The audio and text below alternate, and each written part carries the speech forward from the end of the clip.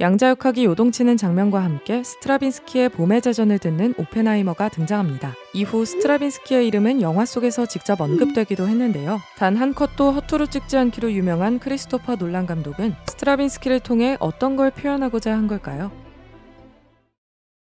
영화에 담긴 의미를 살펴보기 전에 흥미로운 사실을 하나 말씀드리자면 오펜하이머와 스트라빈스키는 실제로 아는 사이였습니다. 1966년 메카터 극장에서 스트라빈스키의 레퀴엠 칸티클스가 초연됐는데요. 이 자리에 오펜하이머가 있었다고 해요.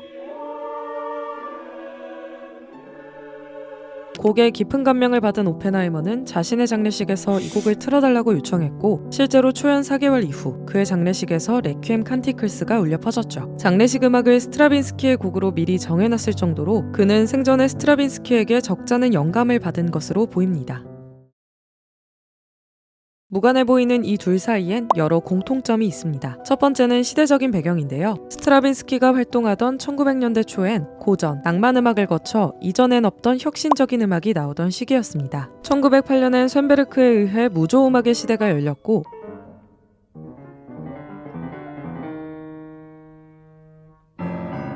1913년 파리에선 스트라빈스키의 봄의 제전이 발표되며 리듬의 혁명이 열렸습니다.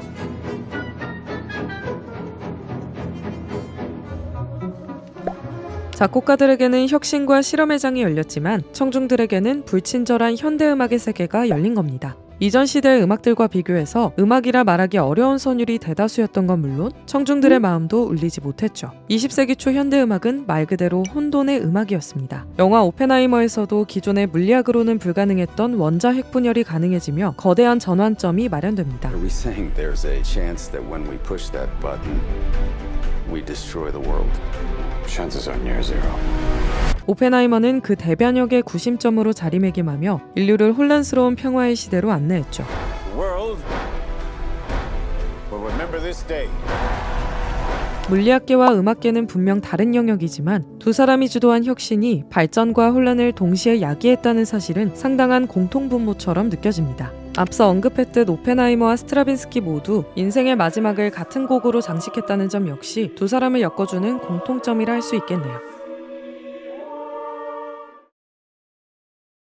두 사람이 탄생시킨 결과들은 모두 충격적인 후폭풍을 불러왔습니다. 특히 인간 본연의 공포를 자극하는 방향이라는 점에서 상당히 비슷하죠. 스트라빈스키의 봄의 제전은 초연 당시 엄청난 비난에 직면했습니다. 불길한 사운드와 경련을 일으키듯 뒤틀리는 무용수들의 움직임이 불쾌함을 조장한다는 이유에서였죠. 그가 반영한 러시아식 이국성이 당대 음악계에서 허용되던 그로테스크의 최대치를 상회한 겁니다. 오펜하이머의 원자폭탄 역시 마찬가지입니다. 예측할 수 없는 파괴력을 염려하면서도 끝내 실험을 강행해 만들어낸 대량 살상 무기인 만큼 사람들에게 원자폭탄은 단순히 두려움 그 이상의 공포를 전달했습니다. 많은 이가 죽을 수 있다는 공포 이외에도 이 무기를 사용하는 걸 쉽게 저지할 수 없을 것 같다는 공포도 만연해졌는데요.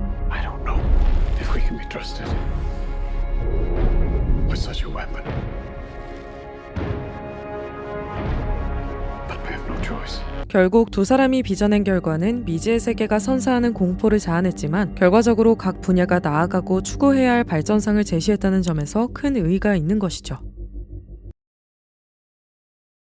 오펜하이머와 스트라빈스키는 초창기 다소 혼란스러운 행보를 보였지만 끝내 각자의 민족성을 추구하고 지지했다는 공통점도 있습니다. 스트라빈스키는 공산주의 체제를 지지한 러시아 출생임에도 불구하고 정작 자신의 음악적 활동은 민주주의 체제를 지지하는 서방 국가들에서 이어갔는데요. 심지어 세계대전이 끝나고 미국 시민권을 얻은 뒤 뉴욕에서 생을 마감했을 정도니 사실상 미국과 소련으로 양분된 냉전 시대 관점에선 미국 쪽으로 봐도 무방할 정도죠. 하지만 그는 망명 이후인 1962년 조국 러시아를 방문한 자리에서 자신의 음악적 정체성은 러시아적 요소에 뿌리를 내리고 있다고 고백합니다. 평생 러시아어를 사용하고 러시아식으로 사고하며 음악을 만들어냈다는 거죠. 그의 음악을 살펴보면 이 말이 어느 정도 사실이라는 걸 짐작할 수 있습니다. 가령 아내를 잃은 주인공의 애가로부터 시작되는 발레곡 오르페우스의 멜로디 라인이 대표적인데요. 그는 이 곡에서 러시아 민속음악의 반복적 모티브를 추출해내며 봄의 제전처럼 러시아 고유의 특징을 분명히 드러냈습니다.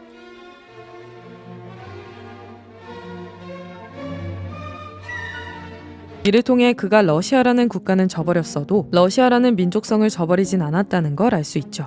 오펜하이머 역시 한결같이 애국주의를 지향한 건 아니었습니다. 초년 시절엔 공산주의의 이념적 가치에 관심을 두며 이와 관련된 사람들과 인연을 맺기도 했는데요. 물론 당원에 가입하는 등 실질적인 증거를 남기진 않았지만 그들과 교류했다는 전적을 인정한 것만으로도 오펜하이머는 당시 공산주의자 색출에 혈안이 되어 있던 미국 정부의 눈엣가시가 되기에 충분했죠. 그럼에도 영화에서 보여주듯 오펜하이머는 자신의 조국인 미국에 대한 애정이 더 크다는 걸 보여줍니다.